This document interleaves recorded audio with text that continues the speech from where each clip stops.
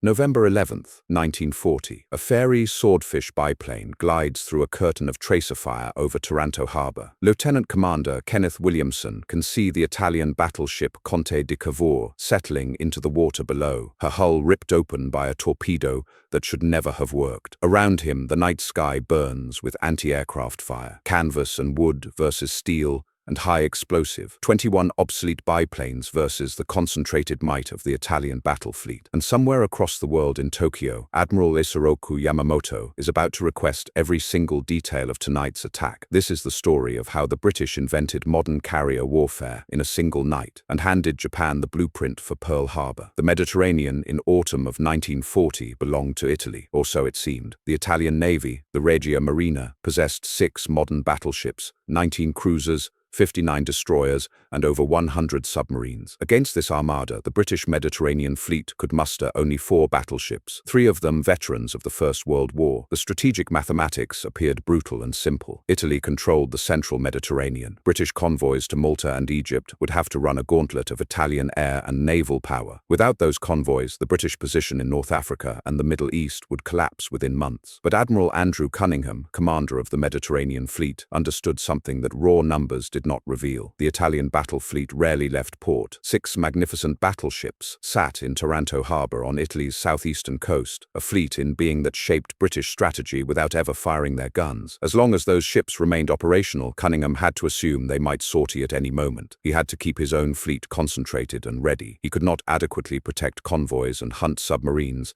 and maintain a battle line simultaneously. Every strategic decision flowed from the presence of those 6 battleships sitting safely in Taranto harbor, consuming British resources through their mere existence. The problem demanded an unconventional solution, and the Royal Navy had been thinking about unconventional solutions to the Taranto problem since 1935. Planning staffs had studied the harbor defenses. Reconnaissance aircraft had photographed every approach. Intelligence officers had mapped the anti-aircraft batteries and catalogued the Italian order of battle. The idea of attacking Taranto from the air was not new. What was new was having the means to actually attempt it. The Fairey Swordfish looked like a relic from another war. Fixed landing gear, open cockpits, canvas covering a metal frame, maximum speed of 138 miles per hour in ideal conditions. Most pilots flew them at closer to 90 knots to conserve fuel. The aircraft belonged to an era of string and fabric and hand signals. Pilots joked that the Swordfish was so slow that enemy fighters could not track it with their gun sights calibrated for modern aircraft. Yet this ungainly machine could do something no modern dive bomber could match. It could carry an 18-inch torpedo weighing 2,400 pounds and launch it from a height of 30 feet at a speed of 75 knots. The Swordfish turned slowly and stalled gently and gave its crew time to aim in the dark. Its obsolescence had become its tactical advantage. The men who would fly them into Taranto trained for months aboard HMS Illustrious, one of Britain's new armored fleet carriers. They practiced night navigation over blacked-out coastlines until they could find landmarks by starlight alone. They refined their torpedo drops until they could release at wave-top height in total darkness and still hit a target the size of a battleship. They studied reconnaissance photographs of Taranto harbor until they could draw the layout from memory, the positions of the battleships, the location of the anti-torpedo nets, the placement of barrage balloons and anti-aircraft batteries. The harbor defenses appeared formidable. 21 anti-aircraft batteries, 84 heavy guns, over 100 machine guns, a forest of barrage balloons floating on steel cables designed to snag low-flying aircraft and tear them apart, and anti-torpedo nets protecting most of the battleships, steel mesh barriers hanging underwater to detonate torpedoes before they could reach the hulls. Most, but not all, reconnaissance flights in late October revealed something unexpected. The Italians had not completed the anti-torpedo net installation. The modern battleships Vittorio Veneto and Littorio lay partially exposed in the outer harbor, their massive hulls visible in the aerial photographs. The older battleships Conte di Cavour, Giulio Cesare, and Caio Duilio sat in the inner harbor with inadequate protection. Some nets were in place, but there were gaps. Approaches that should have been impossible suddenly looked feasible. The window of vulnerability would not last. Italian work crews were installing more nets every day. If the British wanted to exploit this weakness, they would need to act within weeks. Admiral Cunningham ordered the raid for November 11th. The operational plan called for 21 Swordfish to fly from Illustrious in 2 waves separated by 30 minutes. The first wave of 12 aircraft would attack at 2300 hours. The second wave of 9 aircraft would strike 30 minutes later, hitting an enemy already confused and disoriented by the first assault. Half the aircraft would carry torpedoes modified with magnetic pistols designed to detonate in shallow water. The other half would carry bombs and flares to illuminate the harbor and suppress anti-aircraft fire. Success depended on overwhelming the defenses through simultaneous attacks from multiple directions. The attack would require flying 170 miles over open water in darkness, finding a blacked-out harbor, descending through concentrated anti-aircraft fire to 30 feet above the water, and releasing torpedoes with precision timing while traveling at 75 knots. Then the surviving aircraft would have to climb away through the defensive fire, navigate back to Illustrious in the dark, and land on a carrier deck at night. Every phase of the operation violated standard doctrine. Night carrier operations were considered extraordinarily dangerous. Low-level torpedo attacks in defended harbors were considered suicidal. Doing both simultaneously was considered impossible, which meant the Italians would never expect it. Lieutenant Commander Kenneth Williamson would lead the first wave. At 30 years old, Williamson had logged thousands of hours in naval aviation. His squadron called him Hooch, a nickname whose origin had been lost to time and mess hall mythology. His observer, the man who would sit behind him handling navigation, communications, and rear defense, was Lieutenant Norman Scarlett, known inevitably as Blood. Together they had flown training missions until the Swordfish felt like an extension of their own bodies. They knew the aircraft's every vibration and sound. They knew how much altitude they could trade for speed. They knew exactly how the torpedo would fall when they released it, how long the drop would take, what angle it would enter the water. They had practiced until the sequence became automatic. See the target, line up the approach, descend to 30 feet, 75 knots, 500 yards, release, climb away. The simplicity of the procedure belied its difficulty under fire. On the evening of November 10th, Illustrious maneuvered into position 40 miles southeast of Taranto. The Mediterranean swells rolled beneath the carrier's hull as she turned into the wind. Flight crews armed the torpedoes and loaded the flares and bombs, working by dim red lights that preserved night vision. Pilots and observers climbed into their open cockpits, adjusting goggles and checking instruments. The wind blowing across the flight deck carried the smell of salt and aviation fuel and the metallic tang that always preceded action. Men moved with practiced efficiency, each knowing their role, none speaking more than necessary. Williamson glanced back at Scarlett. His observer gave him a thumbs up, face invisible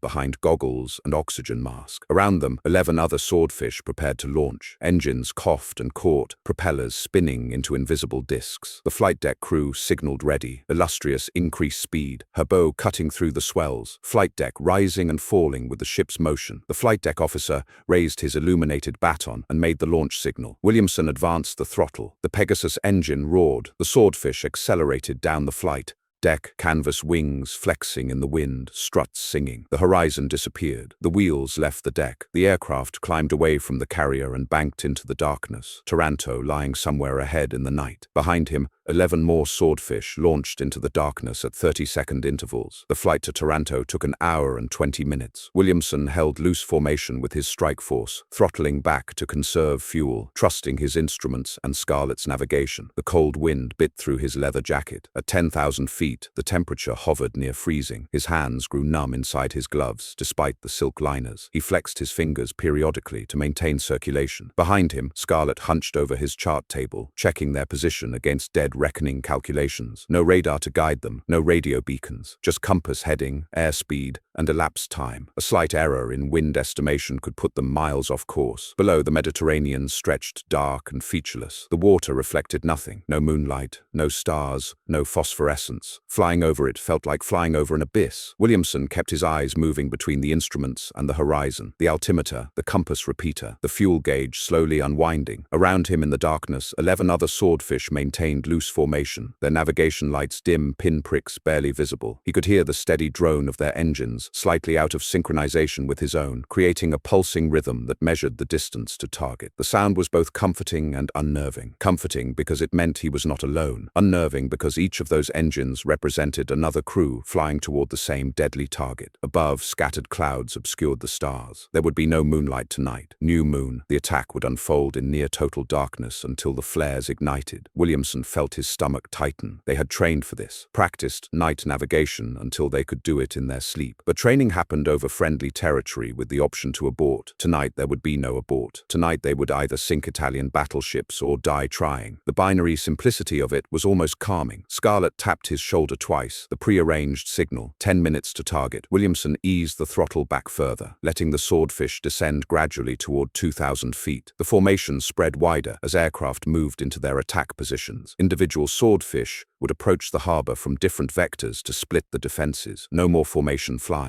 From here on, each crew was on their own. He glanced at his watch, the luminous hands barely visible in the darkness. 22:25 hours, right on schedule. At 22:30 hours, Scarlett tapped Williamson's shoulder and pointed ahead. On the horizon, a faint glow marked the Italian mainland. Taranto, the coastal city, showed minimal blackout discipline. Streetlights and building illumination created a soft halo against the night sky. Italy had been at war for only 5 months. The urgency of light discipline had not yet penetrated civilian consciousness. That carelessness would help the British find their target. Williamson's pulse quickened. Somewhere beneath that glow lay 6 Italian battleships waiting in their harbor, protected by more anti-aircraft guns than any harbor in the Mediterranean. The strike force descended to 2,000 feet and continued spreading. Williamson could no longer see most of the other aircraft. They were out there in the darkness, descending toward the same target, timing their approaches to overwhelm the defenses. 4 aircraft carrying flares and bombs would go in first to illuminate the harbor and draw anti-aircraft fire. Then the torpedo bombers would make their runs from different directions at wave-top height, overwhelming the defenses through simultaneous low-level attacks from multiple vectors. Lieutenant Michael Torrens Spence would lead the flare droppers. His Swordfish carried 6 parachute flares and 16 100-pound bombs. He would light up the harbor like daylight and then bomb anything that shot back. The torpedo bombers would follow 30 seconds behind, using the artificial daylight to find their targets and make their runs. The plan was elegant in its simplicity. Whether it would work was another question entirely. The harbor defenses were formidable. Every intelligence estimate suggested that losses would be severe. Williamson checked his torpedo release mechanism one more time. Armed, safety off. The 18-inch torpedo hung beneath his Swordfish like a pregnant whale. 2,400 pounds of steel and explosives designed to punch through battleship hulls below the waterline where armor was thinnest. Modified with a magnetic pistol so it would detonate in the shallow water of Taranto Harbor without hitting the bottom. Theoretically, British torpedoes had earned a reputation for being temperamental throughout the war. Sometimes they ran too deep, sometimes they ran in circles, sometimes they failed to detonate at all. Tonight they needed to work perfectly. Scarlett tapped his shoulder again. 3 minutes. Williamson could see individual lights now. The harbor entrance, the breakwaters. Beyond them, darkness where the Italian fleet lay at anchor. He descended to 1,000 feet, 500 feet. The glow on the horizon resolved into the lights of Taranto proper. His heart hammered against his ribs. Every sense heightened. He could smell the oil from his engine, hear every vibration in the airframe, feel the stick trembling in his hand. Then the first flares ignited. The darkness transformed into harsh magnesium brilliance. Torrens Spence's flares descended on parachutes, burning white-hot, casting stark shadows across the water. And there they were, 6 Italian battleships, arranged in the outer and inner harbors like steel giants sleeping in their lairs. The outer harbor held Littorio and Vittorio Veneto, massive modern vessels displacing over 40,000 tons each, their superstructures rising like mountains from the water. The inner harbor held 4 older battleships in 2 groups. Conte di Cavour and Giulio Cesare lay near each other at the Mar Piccolo anchorage. Caio Duilio and Andrea Doria sat farther back, partially protected by torpedo nets but still within attack range. The reconnaissance photographs had been accurate. The targets were exactly where intelligence said they would be. The anti-aircraft guns opened fire. Tracer rounds carved glowing lines through the darkness, converging from every direction. Heavy flak burst in orange flowers of shrapnel at 2,000 feet, 3,000 feet, trying to bracket the incoming aircraft. Machine gun fire created a lattice of destruction that seemed impossible to penetrate. The Italians fired everything simultaneously: 20mm breeder cannons with high rates of fire, 40mm Bofors guns with proximity fuses, 90mm heavy artillery sending up shells that detonated in massive black clouds. The volume of fire exceeded anything the British pilots had imagined during training. The sky over Taranto became a solid wall of metal and explosive. Torrens Spence rolled his Swordfish into a bombing dive despite the firestorm, targeting the cruisers and destroyers moored in the harbor to suppress their guns. His bombs fell away and detonated among the warships, creating geysers of water and flame. Other bombers followed, their bombs adding to the chaos, creating smoke and fire that briefly obscured sections of the the harbor. Some defensive batteries fell silent, their crews diving for cover, but there were too many guns spread across too much territory. Most of the anti-aircraft fire continued unabated, reaching upward with thousands of rounds per minute. Williamson pushed his stick forward and dove toward the water. The altimeter unwound rapidly. 2,000 feet, 1,500 feet, 1,000 feet, 500 feet. Acceleration built against his body. The Swordfish shuddered as tracer rounds punched through canvas, leaving neat holes that whistled in the slipstream. Behind him,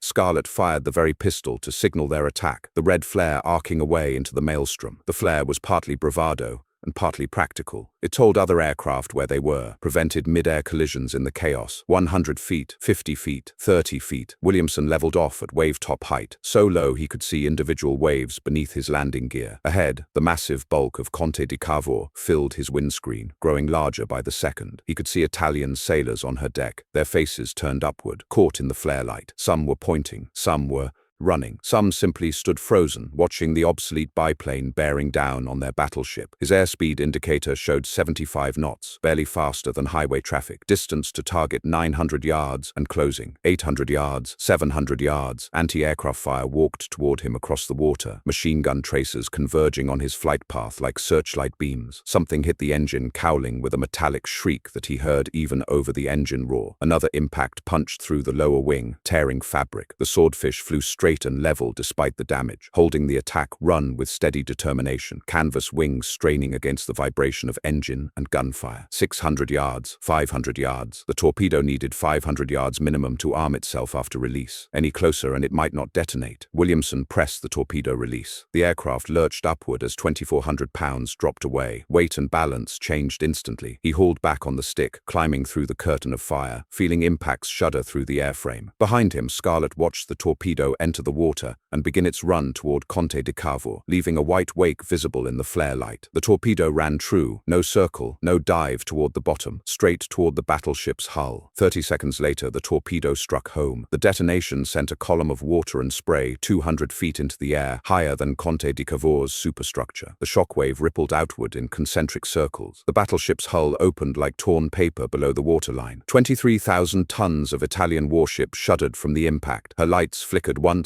twice, then died completely. She began listing immediately to port as water flooded her compartments. Her bow settled toward the harbor bottom. Within minutes, her list would reach 45 degrees. By morning, she would be lying capsized in the shallow water, her hull exposed, her career finished. But Williamson did not see his hit. His Swordfish, riddled with holes and trailing smoke from the damaged engine, had lost altitude during the climb-out. The engine temperature gauge showed red, oil pressure dropping. He fought the controls, trying to coax the crippled aircraft back toward illustrious 170 miles away across dark water. The engine coughed, misfired, seized. The propeller windmilled uselessly. With no altitude and no power over enemy territory, Williamson had exactly one option. He put the Swordfish down in Taranto harbor. The aircraft hit the water hard, nose down. The impact threw Williamson against his harness hard enough to bruise his ribs. Water flooded into the cockpit within seconds. He and Scarlet scrambled out of the sinking aircraft, fighting their way clear of the canvas and wires, and inflated their Mae West life vests. The water was cold, but not freezing. Around them, the battle continued. Explosions, tracer fire, the roar of aircraft engines. Italian patrol boats converged on their position almost immediately, searchlights sweeping the water. The men who had just crippled an Italian battleship became prisoners of war before their torpedo even finished flooding Conte di Cavour's engine rooms. But the attack had just begun. Lieutenant Neil Kemp dove toward Littorio from a different angle while Williamson was going down. His aircraft shook violently from flak impacts. The defensive fire had intensified after the first hit. The Italians understood exactly what was happening now. Every gun in the harbor trained on the lumbering Swordfish struggling through the chaos at 90 knots. Kemp held his dive against every instinct screaming at him to break away. 30 feet above the water, struts singing from the stress. 75 knots. 500 yards to the massive bulk of Littorio, one of Italy's newest and most powerful battleships. Release. His torpedo entered the water cleanly and ran straight. Littorio's lookouts saw it coming and shouted warnings, but there was no time to react. The torpedo struck the port side amidships, precisely where the armor belt was thinnest. The detonation ripped a massive hole in the battleship's hull, 23 feet long and 13 feet high. 4,000 tons of seawater flooded her compartments within minutes. She developed a 5-degree list to port. 3 of her 6 boiler rooms flooded completely. Her speed, if she could move at all,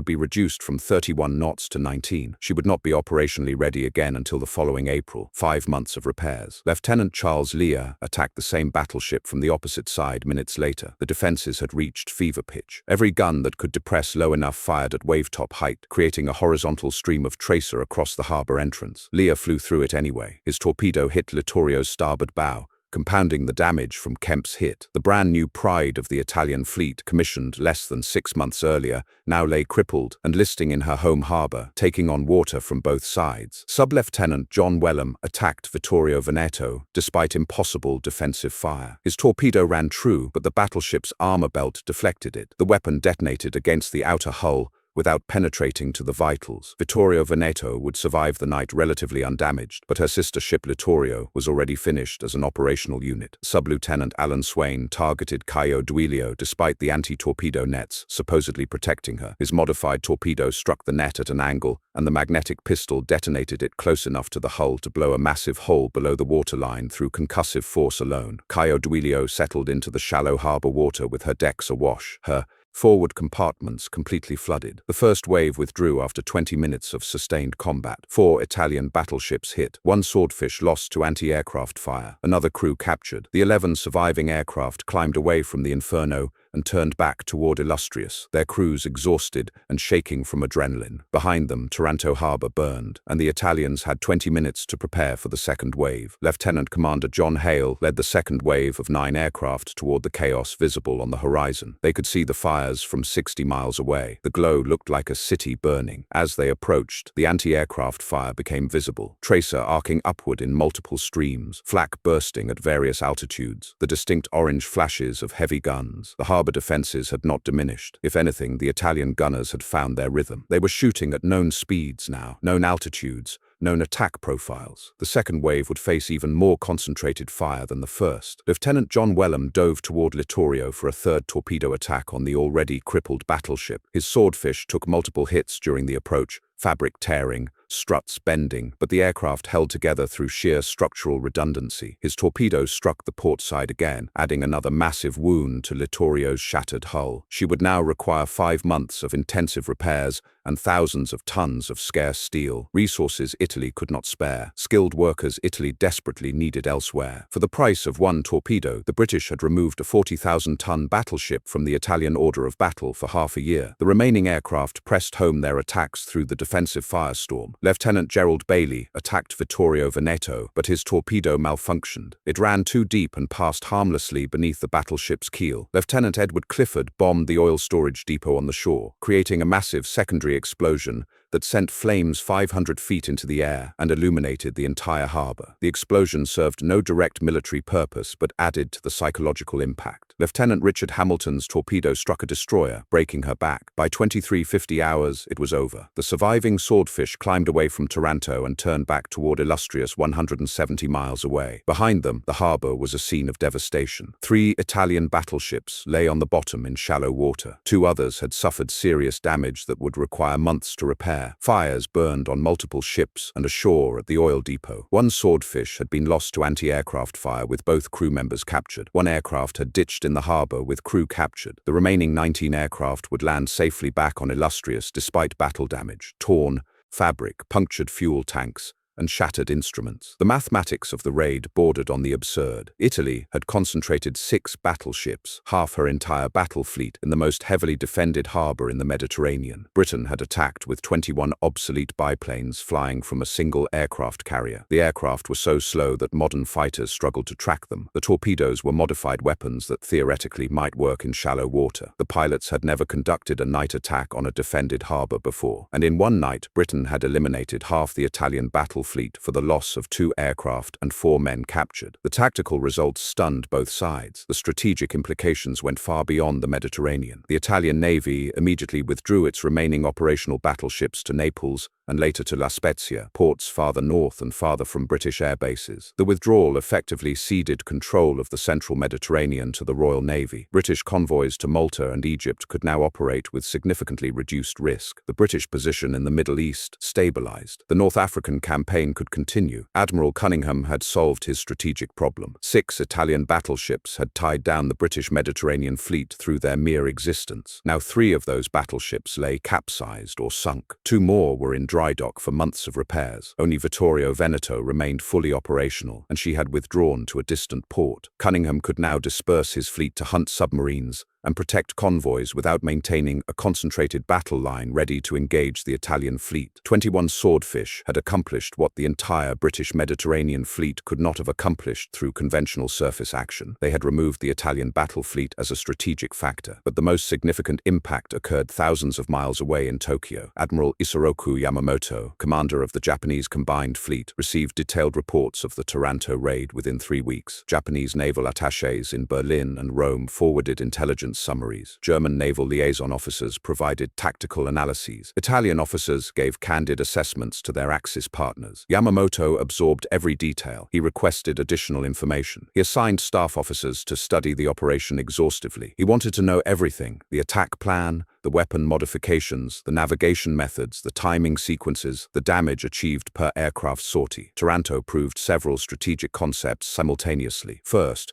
carrier-based aircraft could destroy battleships at anchor despite heavy defenses. The Italians had possessed formidable anti-aircraft defenses, more guns per square mile than almost any other harbor in Europe. Yet low-flying torpedo bombers had penetrated those defenses and struck decisive blows. Second, shallow-water torpedo attacks were feasible with proper weapon modifications. The British had modified their torpedoes with magnetic pistols and strengthened fins. Japanese engineers could do the same. Third, a surprise night attack could achieve overwhelming success before defenders could mount coordinated resistance. Fourth, even obsolete aircraft flown with skill and determination could sink battleships. Modern Japanese carrier aircraft would be even more effective. Yamamoto began drawing explicit comparisons between Taranto and Pearl Harbor. Both harbors contained concentrated battleship forces. Both had shallow water that might defeat conventional torpedoes. Both were heavily defended. Both were considered practically invulnerable to air attack by their defenders. If 21 British biplanes could cripple half the Italian battle fleet, what could several hundred modern Japanese carrier aircraft accomplish against the United States Pacific Fleet? The operational parallels became the foundation of Japanese planning throughout 1941. Pearl Harbor was not a random inspiration. It was a refined application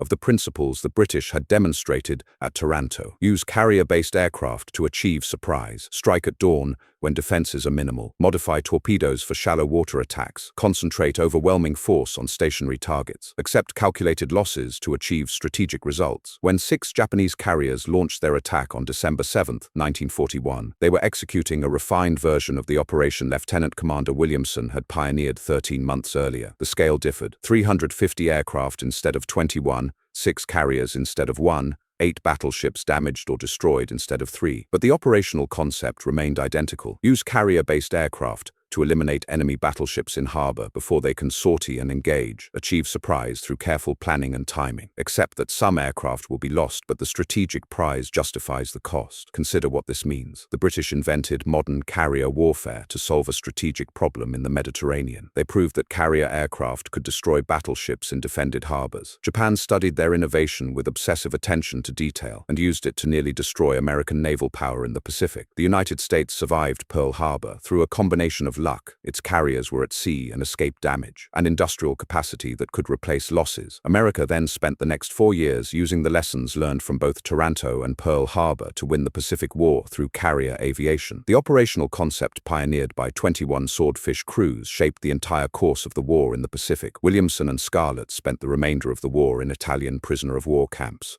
They were treated reasonably well under Geneva Convention protocols. Italian guards respected them as fellow warriors who had demonstrated extraordinary courage, but they would not learn the full extent of their success until after their liberation in 1945. By then, Carrier aviation had become the dominant form of naval power worldwide. Battleships had been relegated to supporting roles, shore bombardment, anti-aircraft platforms, prestige symbols. The strategic calculus that had placed 6 Italian battleships in Taranto harbor, the fleet-in-being concept that had dominated naval thinking since the age of sail, had been rendered permanently obsolete by canvas-winged biplanes flying at 90 knots. The Swordfish remained in service throughout the war despite its obsolescence. These ancient aircraft sank more Axis ships than any other Allied aircraft type. They disabled the German battleship Bismarck in May 1941, allowing the Royal Navy to catch and sink her. They hunted U-boats in the Atlantic from escort carriers. They flew anti-shipping strikes in the North Sea and the Mediterranean. Their slow speed became a tactical advantage. Modern anti-aircraft directors designed to track aircraft flying at 300 miles per hour could not adjust quickly enough for something flying at 75 knots. Fire control computers predicted lead angles for fast targets. Against Swordfish, they consistently overcompensated. But the Swordfish's greatest achievement occurred in a single night over Taranto, when 21 crews proved that air power had superseded the battleship as the ultimate naval weapon. Every carrier operation that followed, Midway, Coral Sea, Philippine Sea, the destruction of the Japanese carriers, descended directly from the operational template established on November 11, 1940. The principles of modern carrier warfare were not theoretical constructs developed in peacetime war colleges. They were proven in combat over Taranto harbor by men flying obsolete aircraft against impossible odds. In Tokyo, Yamamoto understood immediately that Britain had changed naval warfare forever. He also understood that Japan would need to apply those lessons before its potential enemies fully grasped their implications. The window of opportunity would not remain open indefinitely. If Japan was going to strike the American Pacific Fleet, it would need to strike soon using the methods the British had demonstrated. Pearl Harbor became inevitable once Taranto demonstrated its feasibility. The historical irony runs deep. 21 obsolete British biplanes attacking one harbor directly shaped the Japanese decision to attack another harbor 13 months later. The operational concept that crippled the Italian fleet would be used to cripple the American fleet, and the Americans, learning from both disasters, would build the carrier forces that ultimately defeated Japan using the same operational principles. The lessons of Taranto propagated through both sides, transforming naval warfare within the span of 5 years. Lieutenant Commander Williamson never intended to trigger the Pacific War. He intended to sink Italian battleships and survive if possible. But warfare operates on multiple levels simultaneously. Tactical actions create strategic consequences. Operational innovations propagate to potential enemies. What worked against Italy could work against America. What worked against America could work against Japan. The cycle of innovation and counter-innovation accelerated throughout the war, each side learning from the other's successes and failures. Taranto provided the initial proof of concept. Pearl Harbor demonstrated refinement and scale. Midway proved that carrier forces could destroy each other without surface fleets ever making contact. By 1945, the supremacy of carrier aviation was absolute and undisputed, and it all traced back to one night in November 1940 when canvas biplanes flew through anti-aircraft fire to drop torpedoes that should never have worked against battleships that should have been invulnerable. The Conte di Cavour lay capsized in Taranto harbor for months before Italian salvage crews could refloat her. She never returned to operational service. Work continued on her repairs until the Italian surrender in September 1943. The Germans then captured her incomplete hull and scuttled it. After the war, she was scrapped. A battleship that displaced 23,000 tons, carried 13 heavy guns, and represented millions of lira in investment, became scrap metal because of one torpedo dropped by an obsolete biplane. Littorio eventually returned to limited service, renamed Italia after Italy switched sides and joined the Allies. She survived the war only to be assigned to the Soviet Union as war reparations, then returned when the Soviets refused her, and finally scrapped in 1948. The other damaged battleships suffered similar fates. Expensive repairs consuming resources that could have been used elsewhere, limited operational service because fuel was scarce, and trained crews were scarcer, ultimate destruction or scrapping when the war ended. The total cost to Italy: 3 battleships permanently lost to combat damage, 2 battleships severely damaged requiring months of repair time, thousands of skilled workers diverted to salvage and repair, strategic withdrawal of the battle fleet from the central Mediterranean, permanent loss of naval initiative, and psychological impact that affected Italian naval operations for the remainder of the war. Italian sailors had watched their most powerful ships destroyed in their most heavily defended harbor by obsolete aircraft. The impact on morale was incalculable. The cost to Britain: 4 men captured, 2 obsolete biplanes lost, several thousand pounds of torpedoes and bombs expended. Measured purely in material terms, The exchange rate was absurdly one-sided. But wars are not won through exchange rates alone. They are won through achieving strategic objectives. Cunningham needed to neutralize the Italian battle fleet. Taranto accomplished that objective in a single night. That is why Japanese admirals studied Taranto more obsessively than any other naval operation of the war. That is why Yamamoto requested every detail. That is why Pearl Harbor followed the exact operational template established over Taranto. The British did not merely attack an Italian harbor. They demonstrated that the era of battleship supremacy had ended and the era of carrier warfare had begun. They proved that air power delivered from mobile platforms could destroy the most powerful surface combatants ever built. They showed that surprise and concentration of force could overcome almost any defense. The operation succeeded because it embraced the unexpected disparity that makes historical turning points so compelling. Obsolete aircraft versus modern defenses, 21 planes versus 6 battleships, canvas and wood versus steel and high explosive, one night versus the strategic balance of an entire theater, 90 knots versus expectations of invulnerability. The Italians prepared for conventional threats, enemy battleships, submarines, maybe bombing raids by medium bombers flying at high altitude. What they got was low-flying torpedo bombers, attacking in darkness from a carrier at sea. The cognitive dissonance between expectation and reality created the conditions for catastrophic surprise. Williamson and his fellow pilots were not simply attacking targets. They were overturning fundamental assumptions about naval power that had existed since ships mounted guns. Every torpedo that struck home was an argument written in explosive force. The battleship had become vulnerable. The aircraft carrier had become supreme. Defensive firepower alone could not prevent determined attackers from penetrating to their targets. The strategic implications rippled outward from Taranto Harbor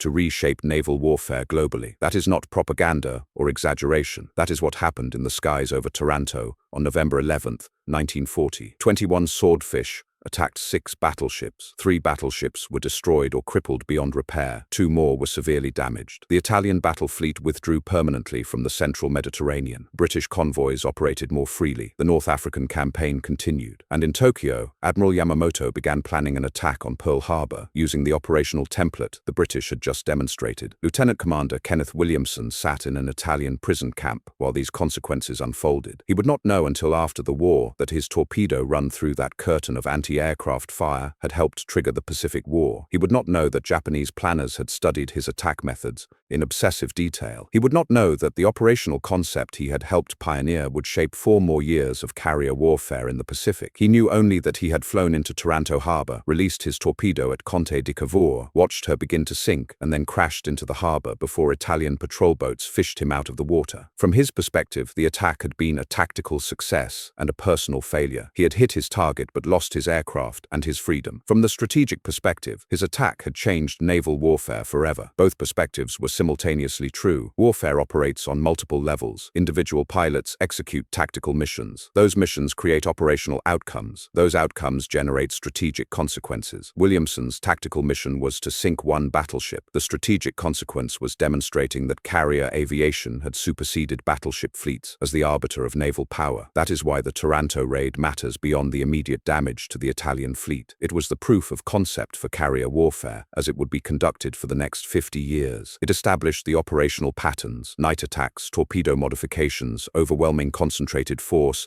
acceptance of calculated losses to achieve strategic objectives. Every carrier admiral who followed, whether British, American or Japanese, studied Taranto as the foundational example of what carrier aircraft could accomplish. And it all began with 21 obsolete biplanes flying through a wall of anti-aircraft fire to drop torpedoes against battleships that were supposed to be safe in harbor, canvas wings against steel hulls, 90-knot aircraft against the concentrated might of an enemy fleet, individual crews making individual attack runs that collectively transformed naval warfare forever. That is not hyperbole. That is simply what happened on November 11, 1940, when Lieutenant Commander Kenneth Williamson led his strike force into Taranto Harbor and changed the course of the war.